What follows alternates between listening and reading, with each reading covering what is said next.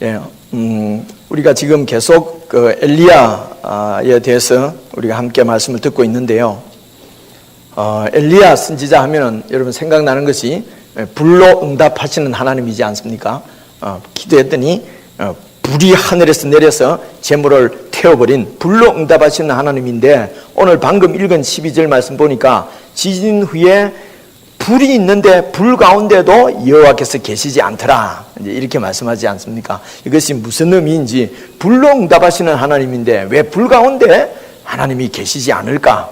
여러분 이런 생각하시면서 말씀을 19장 말씀을 잘 우리가 저를 따라오시면서 이해를 했으면 좋겠습니다. 이 엘리야가 하나님 앞에 불로 응답해달라고 간절하게 기도한 그 이유가 두 가지 있었다고 말씀을 드렸습니다. 그것은 첫째가 이 백성들이 여호와께서 하나님인 것을 알게 해달라는 것이요. 그 백성들이 여호와 하나님을 버리고 우상을 섬기고 무능한, 아무것도 할 수 없는 헛된 우상을 막 좇고 있으니까, 그래 엘리야가 답답해서 이 백성들에게 여호와께서 하나님인 줄, 참 하나님은 여호와인 줄 알 수 있도록 불로 하나님 응답해 달라는 것입니다. 두 번째가 하나님께서 이 백성들이 얼마나 자기에게로, 하나님께로 돌아오기를 원하시는지, 얼마나 기다리고 계시는지, 백성들이 마음으로 하나님께 돌아오도록 하나님이 기다리고 계신다는 것을 이 백성들이 좀 알 수 있도록 하나님 불로 응답해 주십시오. 두 가지입니다. 하나님이 진짜 하나님인 것을 이 백성들이 깨닫게 해주시고, 그래서 마음을 돌려서 하나님께로 돌아오게 해달라는 것입니다. 하나님 믿게 해달라는 것이죠. 여러분, 이 백성들이 누구냐면 안 믿는 이방 백성들, 불신자들이 아니에요. 당시에 하나님의 백성들이었던 이스라엘 백성들입니다. 오늘 교회 성도들입니다.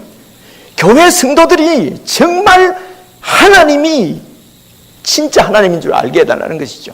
예수 그리스도께서 참 하나님의 아들이요 그리스도인 것을 알게 해달라는 것이죠. 그리고 교인들이, 성도들이 마음으로 돌이켜서 하나님께로 돌아오게 해달라는 것이죠. 그래서 하나님 불로 응답해 주십시오. 여러분 그렇게 기도했습니다. 이 기도를 하나님께서 들으시고 불로 응답을 하셨습니다. 여러분 불로 응답을 하셨어요. 그래서 백성들이 지난주에 그 40절의 고백을 보니까 여호와 하나님, 그가 정말 하나님이시구나.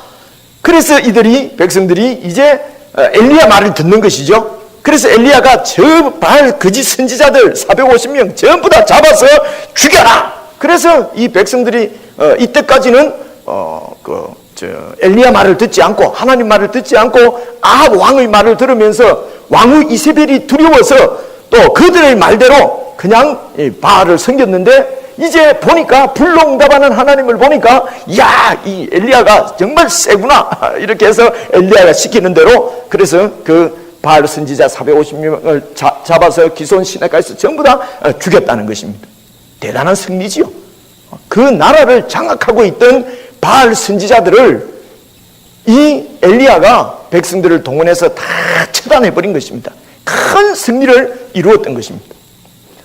그리고 18장에 이 엘리야가 숨어 있다가 3년 반 동안 비가 오지 않는 동안 숨어 있다가 하나님께서 이제 비를 내릴 것이라고, 그래서 이제는 아합에게 가라 라는 명령을 듣고 이 엘리야가 지금 아합한테 온 것이거든요. 그래서 이제 비가 내려야 되지 않습니까? 하나님께서 비를 주신다고 했어요. 그래서 이 엘리야가 아합 왕을 보고 얘기합니다. 이제 하나님께서 비를 주십니다. 그래서 이제 그 산에 올라가서 먹고 마시면서 비를 기다리세요. 그래서 이제 그렇게 얘기하고 이 엘리야가 간절하게 이제 기도했는데, 여러분 이제 비가 내리는 것입니다. 18장을 한번 보십시오. 45절, 18장 45절. 18장 45절을 같이 한번 읽어보겠습니다. 시작. 조금 후에 구름과 바람이 일어나서 하늘이 캄캄해지며 큰 비가 내리는지라 아합이 마차를 타고 이스라엘로 가니, 이스라엘에 이제 그 아합의 왕궁이 있거든요. 이제 비가 내리는 거예요. 큰 비가 내리니까 아합이 이제 마차를 타고 왕궁을 향하여서 갑니다. 그런데 여러분 46절을 한번 보십시오. 여호와의 능력이 엘리야에게 임했어요. 그러니까 엘리야가 여호와의 능력이 임하니까 허리를 동이고 이스라엘로 왕궁으로 가는 그 길까지 아합 앞에서 달려가는 거예요. 아합은 뭡니까? 병거를 타고 가는데 그림을 그려보십시오. 아합은 막 마차를 타고 가는데 엘리야가 하나님의 능력을 받아가지고 막 그 앞에서 뛰어가는 거예요. 어떤 느낌이 듭니까? 그 아합을 조롱하는 듯한 느낌 들잖아요.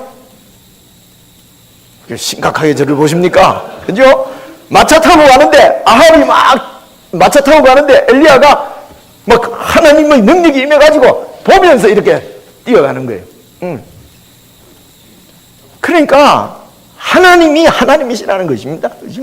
하나님의 능력을 지금 보여주는 거지요. 그죠? 왜 하나님의 능력을 이렇게 보여줍니까? 이런 큰 승리, 불로 응답해서 바알 선지자들을 완전히 전멸시키는 그런 승리를 하나님께서 주셨어요. 그리고 하나님의 능력이 임해서 아합의 마차보다도 더 빨리 달리는 엘리야, 하나님께서 당신의 살아계심을 이 아합과 백성들에게 보여주신 것입니다. 하나님의 그 능력을 보여주신 것이죠. 엘리야가 어떤 기대를 하겠습니까? 이제 이 아합이 하나님 앞에 무릎 꿇고 회개하지 않겠는가? 이런 능력을 하나님께서 보여주셨는데 이제 아합이 무릎을 꿇고 하나님 앞에 회개하면서 울며 불며 하나님께로 돌아오지 않겠는가? 그리고 그 이스라엘 백성들, 하나님의 백성들이 이 하나님의 능력을 보았으니까 하나님께로 돌아오지 않겠는가? 이런 기대를 하지 않았겠습니까? 여러분 같으면 어떻습니까? 큰 기적을 보고 큰 능력이 나타나면은 백성들이 완전히 무릎을 꿇고 하나님 앞으로 돌아오지 않겠는가? 지금도 우리 속에는 그런 간절함이 있습니다. 하나님이 그냥 잘 안 믿어지는데 기적만 좀 보여주면은 내가 믿을 텐데 정말 기적 보고 믿겠습니까? 암 한번 걸려보겠습니까? 그래서 기도해서 낫고 싶습니까? 한번 망해보겠습니까? 그럼 기도해서 다시 일어나는 기적을 보고 싶습니까? 아니잖아요. 그죠? 자꾸 그런 얘기를 하면 안 돼요. 그죠? 기적을 좀 보여주면은 내가 믿겠는데 참 어리석은 것입니다. 세상 가운데 기적이 나타나면은 모든 사람들이 다 믿을 것이다. 여러분, 기적 보고 믿을 것 같으면은요, 예수님께서 얼마나 기적을 많이 보여주셨습니까? 근데 그 기적 보고 믿지 않았어요. 도리어 예수님을 죽여버렸습니다. 그죠? 엘리야는 그렇게 기대를 했습니다. 그렇게 기대를 했어요. 그런데요, 19장 2절 보십시오. 19장 2절. 아합이 왕궁에 들어가가지고 자기 왕후한테 얘기를 다 했어요. 이런 있었다고. 그러니까 2절, 이세벨이 이 왕후입니다. 사신을 엘리야에게 보내어서 이르되 내가 내일 이맘때는 반드시 네 생명을 저 사람들 뭡니까? 바알 선지자 중에 한 사람처럼 한 사람의 생명과 같이 그렇게 만들 것이다. 내가 그렇게 하나하나 봐. 신들이 내게 벌을 내린다. 내가 그래 안 하면. 무슨 말입니까? 이세벨이 독을 품고 내일 이맘때 너를 반드시 죽여버리겠다. 아니, 완전히 회개를 해야 되는데 도리어 더 독이 올라가지고 자기를 죽이겠다는 거예요. 그 다음 절을 보십시오. 3절. 그가 이 형편을 보고 일어나 자기의 생명을 위해서 도망갑니다. 그리고 유대에 속한 브엘세바에 이르러 자기의 사원을 그곳에 머물게 하고 이 뜻입니다. 지금 이 일이 이스라엘 왕궁이 있는 것은 북쪽입니다. 이스라엘이 북쪽이에요. 근데 브엘세바는 가장 남쪽입니다. 브엘세바에서 조금만 더 내려가면 광야입니다. 시내산이 있는 광야입니다.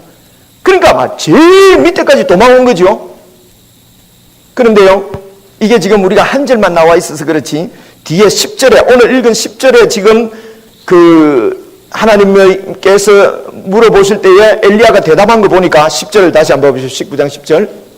엘리야가 대답하되 내가 만군의 하나님 여호와께 열심히 유별하오니 이는 이스라엘 자손이 주의 언약을 버리고 주의 제단을 헐며 칼로 주의 선지자들을 죽였음이오며 오직 나만 남았거늘 그들이 내 생명을 찾아 지금 빼앗으려고 합니다 하는 거 보니까 한 절만 나와 있지만은 이세벨이 다시 이제 엘리야의 큰 승리를 통해서 이제 하나님께서 비도 내려주시고 이러니까 이제 여호와의 숨어있던 선지자들도 나오고 그죠? 백성들도 이제 하나님 믿어야 되겠다 하는데 이 이스라엘이 그냥 그 여호와의 선지자들을 또다시 잡아 죽이고 그렇게 그리고 백성들에게 무섭게 왕후가 그렇게 나타나니까 백성들도 이제는 또 다 그냥 또 무섭고 두려워서 엘리야를 버리고 하나님을 버리고 그리고 또 이세벨의 수중으로 들어가 버린 것이죠.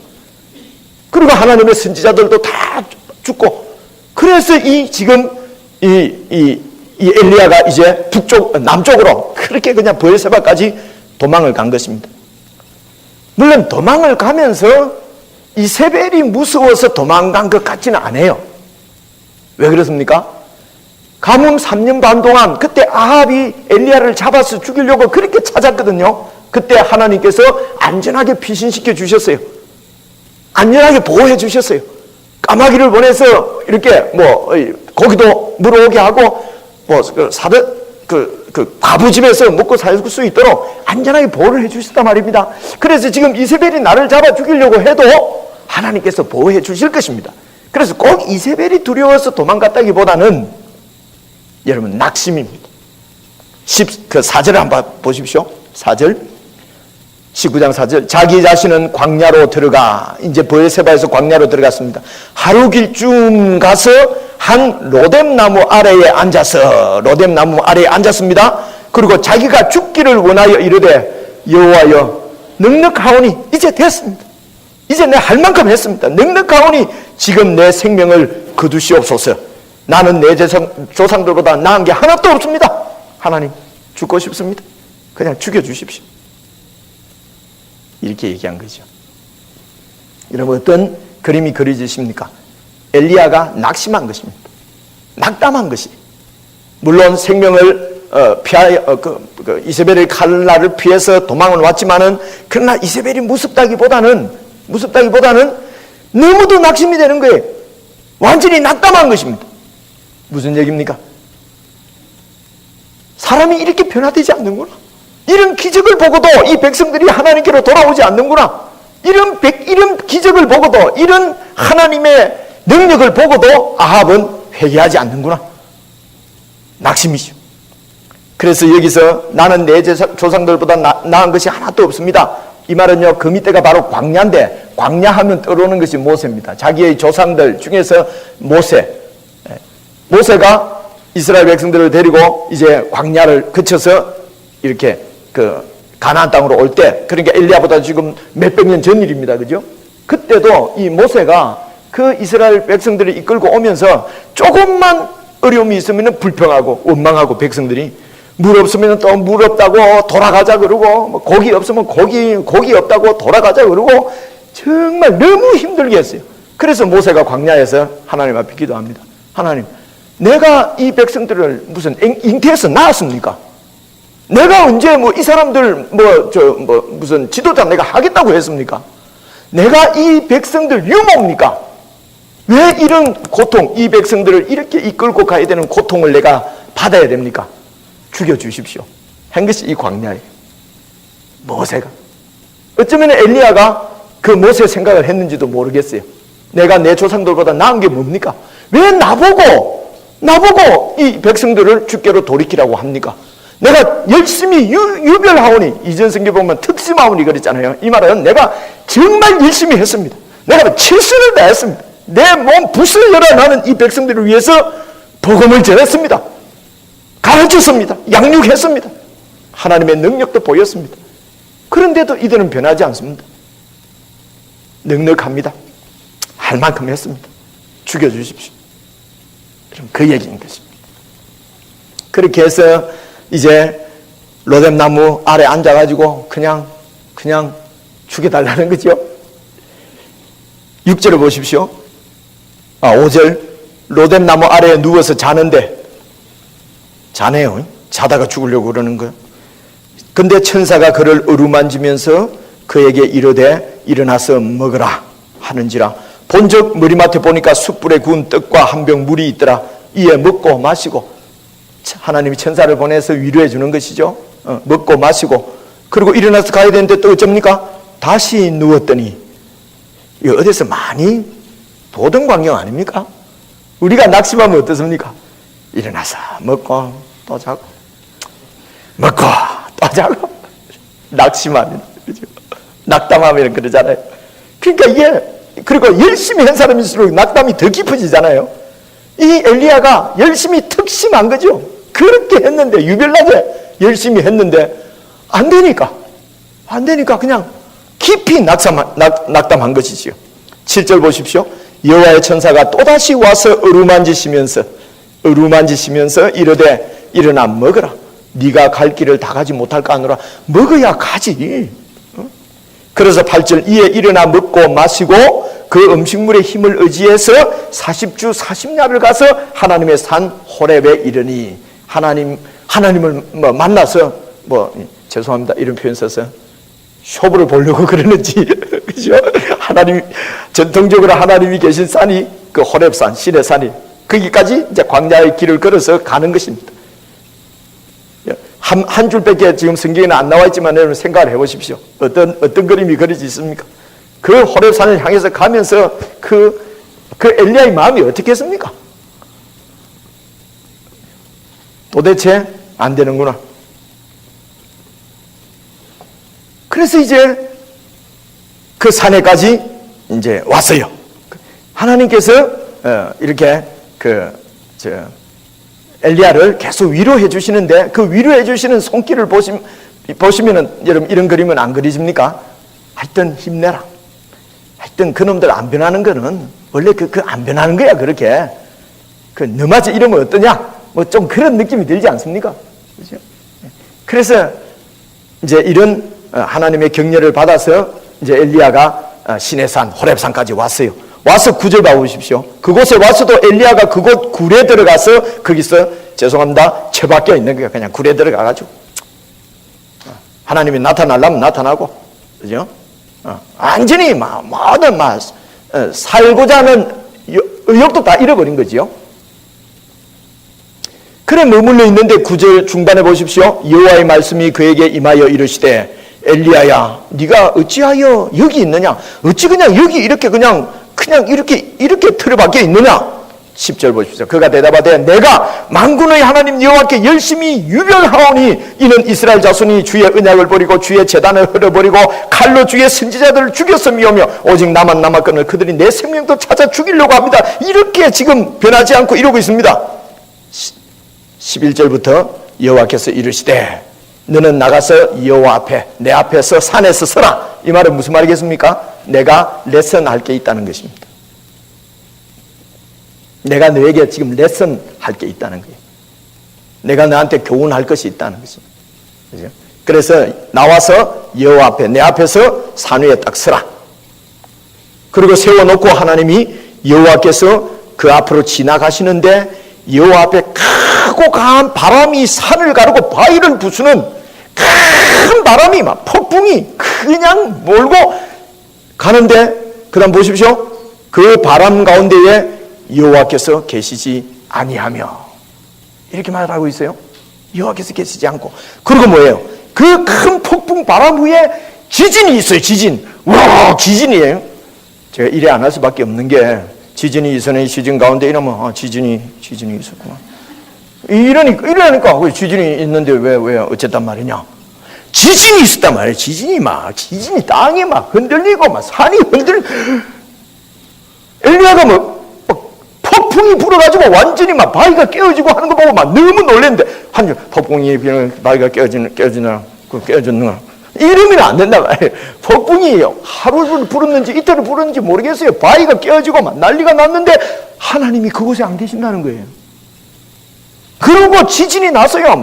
완전히 땅에 꺼져서 죽을 것 같은 지진이 났는데 봐보십시오. 바람 위에 지진이 있으나 지진 가운데도 여호와께서 계시지 아니하며 12절 보십시오. 또 지진 후에 불이 있으나 불 가운데도 여호와는 계시지 아니하더라.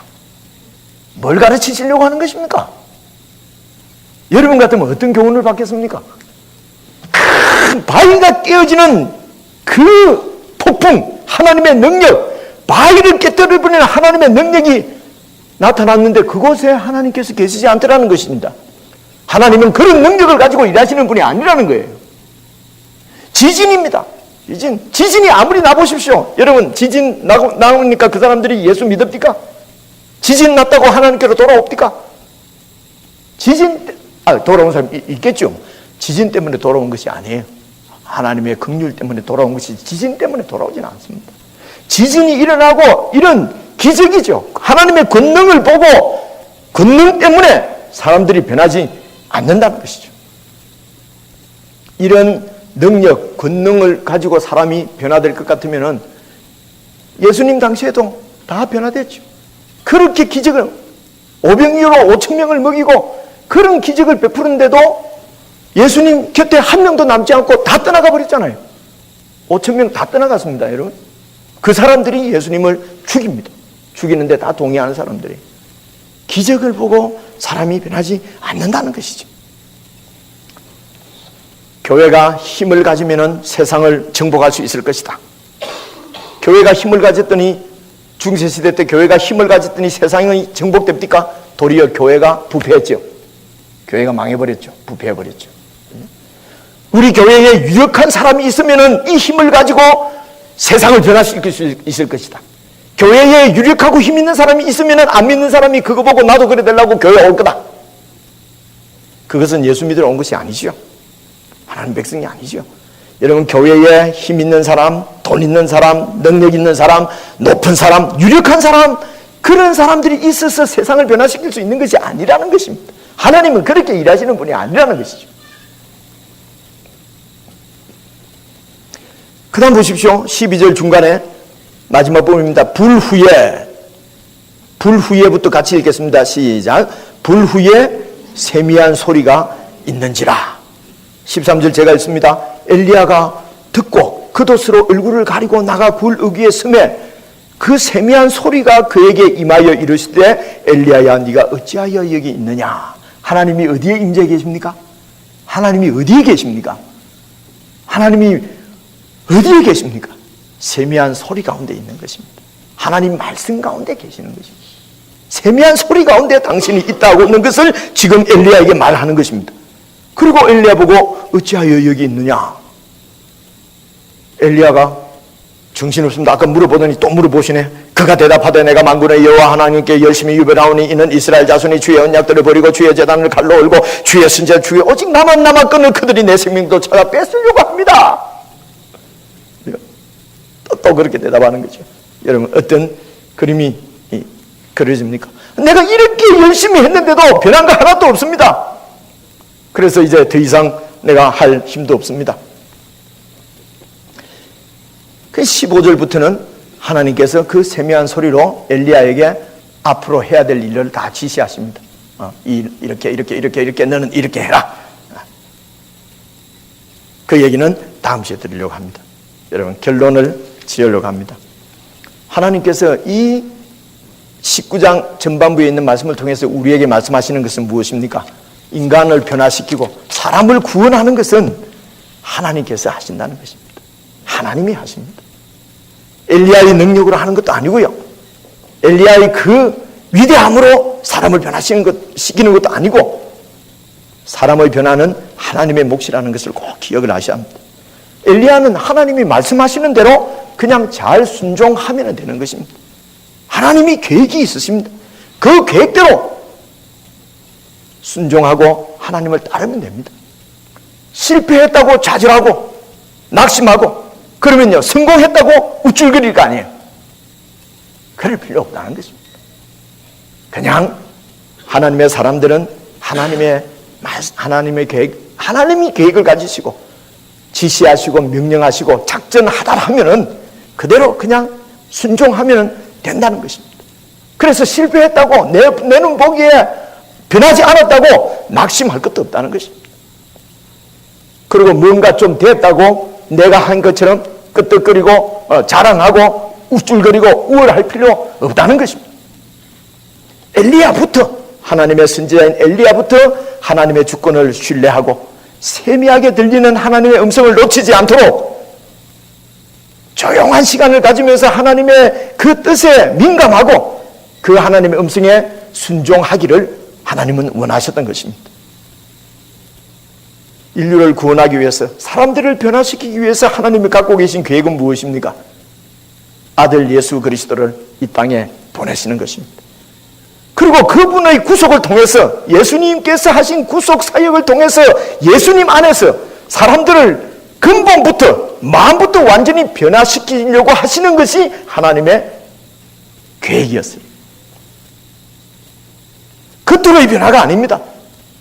겉으로 어떤 규칙, 규율에 그냥 이렇게 억지로라도 이렇게 맞춰가는 이런 것이 아니고요. 마음으로부터 우리를 변화시키시려고 하는 것이 하나님의 계획입니다. 어떻게 해요? 예수 그리스도의 십자가를 통해서, 예수님의 부활을 통해서 그를 믿는 자들에게 하나님이 마음부터, 근본부터 변화시켜서 하나님의 사람들로 만들어 가시고 하나님의 나라를 세우시는 것입니다. 이 사실을 하나님께서 선지자를 통해서 말씀을 하셨는데, 다른 곳에 한 말씀만 보고 마무리 지으려고 합니다. 여러분 뒤쪽으로 조금만 넘기면은 예레미야서가 있습니다. 예레미야서 31장 말씀만 보시겠습니다. 예레미야서 31장 찾으신 분은 몇 페이지인지 좀 얘기해 주시겠습니까? 예레미야서 31장 1102페이지죠. 1102페이지. 구약성경 1102페이지. 예레미야 31장 31절. 제가 갖고 있는 성경은 1102페이지입니다. 찾으셨습니까? 1102페이지 31장 31절. 제가 한번 읽어보겠습니다. 여호와의 말씀이니라.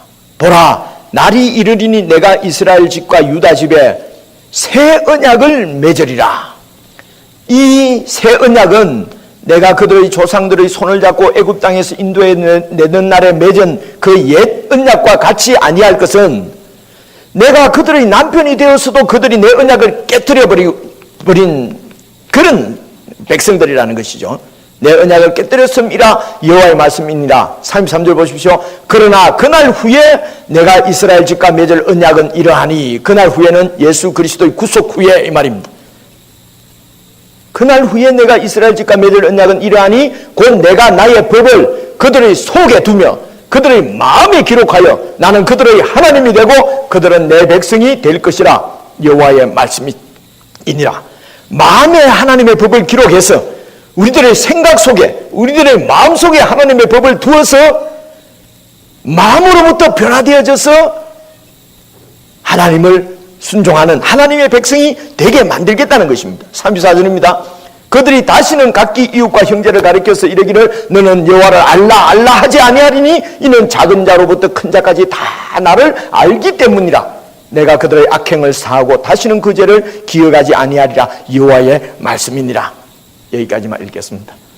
예수 그리스도의 구속을 통해서 예수 믿는 자, 여러분 예수 믿는다고 하는 것은 예수님을 나의 주님으로 받아들이는 것입니다. 내가 왕 되는 것을 포기하고 예수님이 왕으로 내 주인으로 오십시오 받아들이는 걸 말하는 거지요. 이렇게 예수님을 우리가 영접하고 하면은 성령님께서 우리의 마음을 근본부터 변화시켜서 그 법을 우리 마음 가운데 기록해서 하나님을 잘 순종하는 하나님의 백성으로 하나님께서 만드시겠다는 것입니다. 성령님께서 우리에게 있는 여러 고난을 통해서, 여러 가지 인간관계 어려움을 통해서, 여러 고통, 고난 아니면 격려와 위로를 통해서 주님께서 우리를 레슨하셔서 우리를 하나님의 훌륭한 백성으로 변화시켜 가는 것은 당신이 하시겠다는 것이죠. 이것이 여러분 하나님의 사랑입니다. 하나님의 사랑은 무슨 죄를 지어도 그냥 죄 지었는데 그냥 용서해 줄게, 무슨 짓을 하든지 그냥 용납해 줄게, 이것이 하나님의 사랑이 아닙니다. 근본부터 변화시키기 위해서 당신의 아들 예수 그리스도를 우리에게 주신 것입니다. 그래서 하나님이 세상을 이처럼 사랑하사 독생자를 주셨으니 이는 누구든지 그를 믿는 자마다, 그에게 순종하는 자마다, 그를 주로 받아들이는 자마다 구원을 얻고 영생을 얻고 멸망치 않는다고 말씀하는 것입니다. 이게 하나님의 사랑이죠. 우리가 마음을 바꾸어서 정말 나를 위해서 죽으신 예수 그리스도, 그분을 사랑하고 그분을 순종하는 사람으로 근본부터 바꾸시는 하나님의 은혜가 저는 여러분들에게 임한 줄로 믿습니다. 그렇기 때문에 우리가 이 시간에도 하나님을 예배하는 자리에 나오게 되고, 또 우리의 생각과 모든 마음을 다해서 무엇이 하나님의 뜻인지 찾기를 그렇게 소원하고, 할 수만 있으면 하나님의 뜻대로 살려고 하는 것, 여러분 이것이 하나님을 향한 우리의 사랑인 줄로 믿습니다. 여러분 어떻게 하나님을 사랑하시고 어떻게 예수님을 사랑하십니까? 예수님께서 나를 얼마나 사랑하셨는지 이것을 깊이 깨닫지 못하면 제가 예수님을 사랑할 수가 없죠. 그래서 성경은 하나님의 세미한 음성은 내가 너희를 얼마나 사랑하는가를 알아달라는 것입니다. 그래서 그 엘리야의 기도가 그것입니다. 하나님이 얼마나 백성들이 자기에게로 돌아오기를, 얼마나 이 백성을 사랑하는지 좀 알 수 있도록 해주십시오 하고 불러 응답이 내렸는데도 이 백성들이 그 하나님의 마음을 모르는 거예요. 어떻게 우리의 마음이 변화될 수가 있습니까? 예수님의, 하나님의 그 세미한 음성을 여러분 들으셔야 합니다. 불 가운데 계시는 분이 아닙니다. 바람 가운데, 폭풍 가운데 계시는 분이 아니에요. 기적과 권능 가운데 계시는 분이 아니라 예수 그리스도, 그분의 사랑의 음성을 여러분 들을 수 있기를 바랍니다. 우리의 마음이 좀 조용해지고 낮아져야 합니다. 그렇게 해서 예수님의 음성을 여러분 잘 들어보십시오. 하나님께서 우리를 얼마나 사랑하셨는지 그 증거가 나는 오늘 우리들에게 수천 가지 수만 가지의 증거가 있다고 믿습니다. 오늘 우리가 생명을 갖고 있는가, 오늘 여러분이 꾸린 가정, 오늘 여러분들이 그 위험한 가운데서도 지금 생명이 살아있는 것, 여러분 뭐라고 말로 다 할 수 없을 정도로 많은 하나님의 공급하심과 사랑하심과 제공하심 때문에 오늘 우리가 이 자리에 있는 거 아니겠습니까?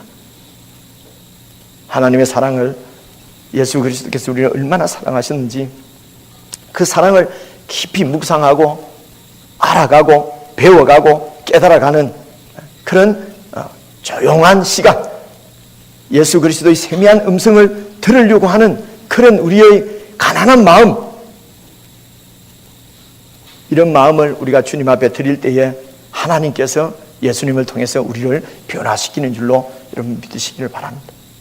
하나님의 나라를 세우시기 위해서 하나님께서 우리에게 너희 힘으로, 너희 능력으로, 너희 돈으로 내 나라를 좀 세워달라, 하나님은 절대로 우리에게 그런 부탁하지 않으셨습니다. 하나님의 나라는 우리가 아무것도 아님을 알고 우리 힘으로는 아무것도 할 수 없구나 깨닫고 예수 그리스도를 나의 주님으로 영접하고 내 뜻이나 내 영광이나 내 야망은 다 포기하고 매일 예수님을 잘 배우고 그분의 사랑이 얼마나 큰지 깨달으면서 예수님의 뜻을 구해 살아갈 그때에 우리는 하나님의 사람으로 변화되어지고 하나님의 사람으로 성장해 갈 수 있게 되는 것입니다. 내가 주인 노릇하고 내가 변화시키고 내가 대우받고 내가 영광 받으려고 하는 이런 모든 내 중심적인 이런 욕심들을 우리가 다 내려놓고 오늘 함께 찬양 불른 대로 정말 하나님이 나의 주인이십니다. 모든 것 다 주님이 영광 받으십시오.